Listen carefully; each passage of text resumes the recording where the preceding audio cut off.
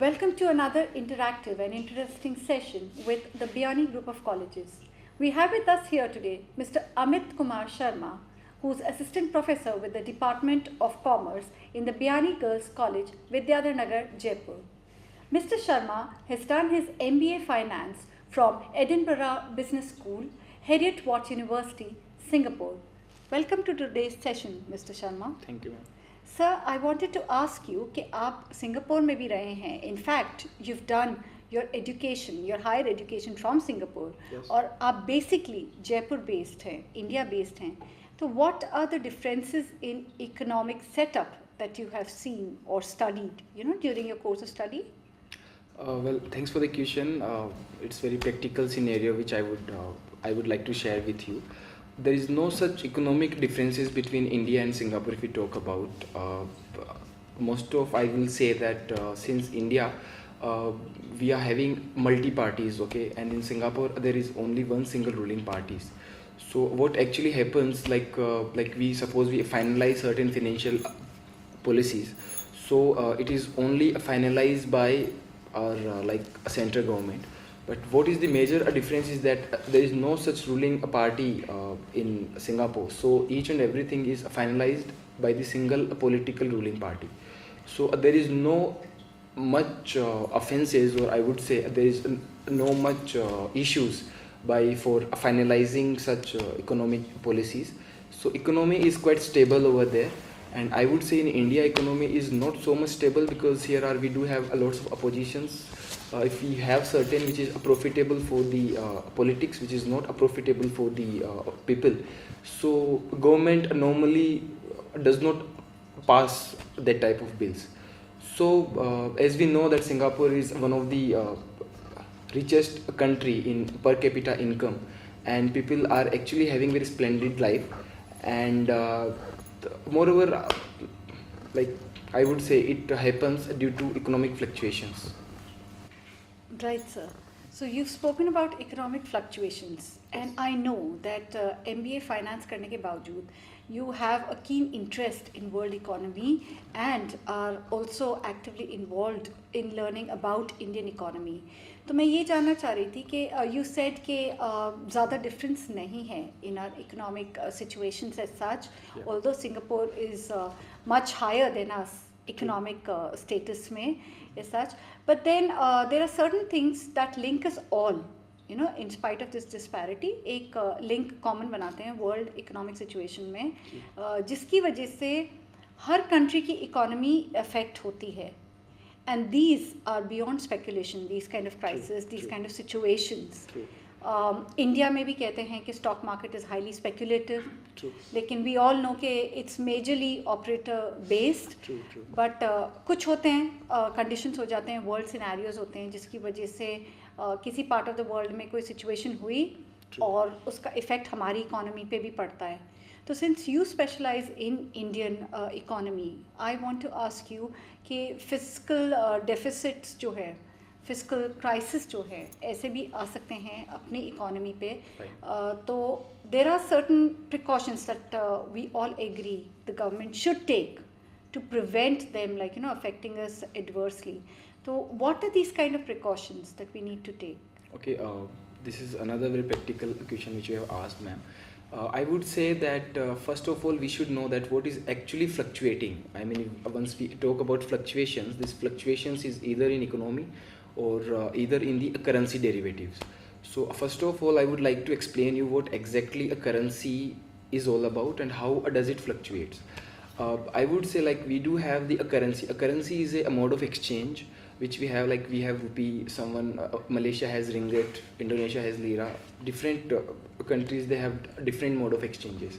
So when our rupee deflects, I mean, if we say our value of rupee decreases against American dollar, so that means American dollar is getting stronger against Indian rupee.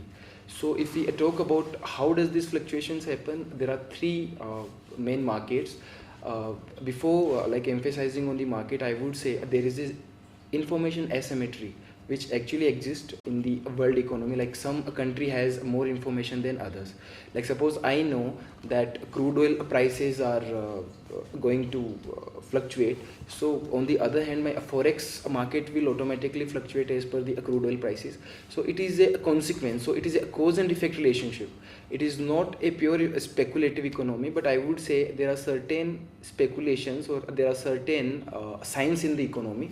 After that, we can speculate a little bit of fluctuations in the economy. Like if I would say that there is a news in the newspapers, or America is going to attack on the Iraq, definitely crude oil prices will fluctuate. So whichever segments which is related with crude oil, it will also fluctuate. So it is not 100% speculation, but I would say, yeah, if you have if you know how to play with the figures and facts in the economic scenario, you can actually make certain speculation regarding that. So what kind of measures should the government take to prevent too much of speculation?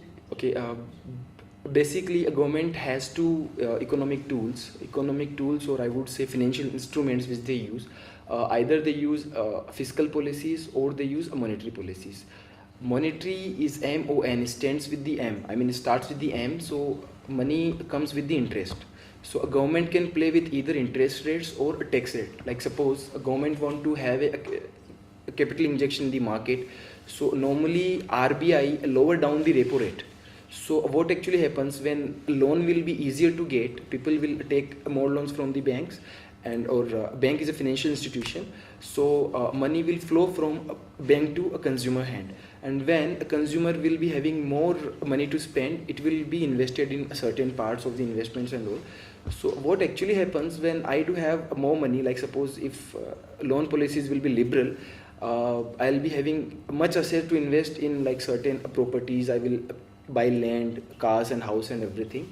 So automatically money will flow from financial institution to a consumer. On the other hand, if a government increases a tax rate, or I would say interest rate, so a consumer will always put his money into a bank account to generate more interest revenues. So this is a common platform, or I would say normal economic financial instruments which a government always uses, either a monetary or fiscal. Fiscal, they always play with the tax rate. So I would say the major part that government should do in a financial deficit, I think they should inject certain capital amount into the economy, which is helpful to a liquidity scenario, and which actually helpful to reduce this deficit problem. Right. Thank you, sir. So that also will help us with the what we common people always hear as the inflation rate. Inflation is actually the when prices of goods and services increases. So there is another superior degree which is stagflation. Right. So stagflation is a combination when prices goes up and unemployment also happens. So it is a very serious situation. We had it in 1991 when our Manmohan Singh has introduced FDI that was foreign direct investments. So after that, I think he was a most speculative, I would say, economist, who has already speculated at that time that financial crisis of 2007. And as we know that when a property bubble has burst in America, then one of the largest investment banker in American history, they got collapsed. So it is all about the financial deficit.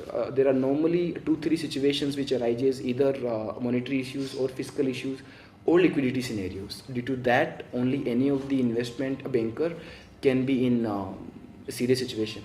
Right. And how stable are we right now economically? Well, India was not a stable economy at all. After independence, since as I told you, we do have different ruling parties, so all influence the Indian economy. It's not like a single party is having all the economic policies. So till the time, I don't think, since we have the different ruling parties, we can have a stable economic situation.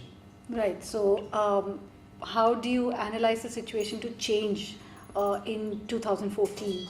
Well, I would say that the finance department should be separate from all those elections, diaspora and all, and finance ministry should be centrally governed. Okay, and the rights which RBI is having, we do have the prime bank, which is RBI, which is the apex bank of India, and I think they should be empowered with certain authorities and powers further. Okay, so they should be independent. Autonomous. They should not be influenced with any of the political parties. Okay. So as in we can actually gain that what other countries are having. the financial stability. I think that's a very, very fair suggestion, that we should have a certain independence that is given to our prime financial or monetary organizations, so that they can control the level of inflow of money in the society in general, and the outcome, and gradually, from what I understand, basically is the more money flows into the economy, the better people will be able to spend, because unka spending power increase hoga, and better their quality of life and standard of living, and then we'll really be able to match up to international standards. So thank you so much, Mr. Amit Sharma. Thank you, ma'am. For sharing such key important aspects about the Indian economy and about physical deficit with us here today.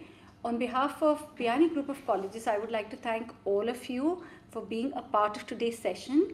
And I would also like to tell you that for more information about our college, you can log on to www.biyanicolleges.org. Also, you can visit us personally at our Vidyadhar Nagar campus, Jaipur, or you can find out more about our education system through our educational web portal www.gurukpo.com. Thank you for viewing us today, and if you liked this session and if you found it interesting, don't forget to share it with your friends. See you another time with another new topic. Thank you.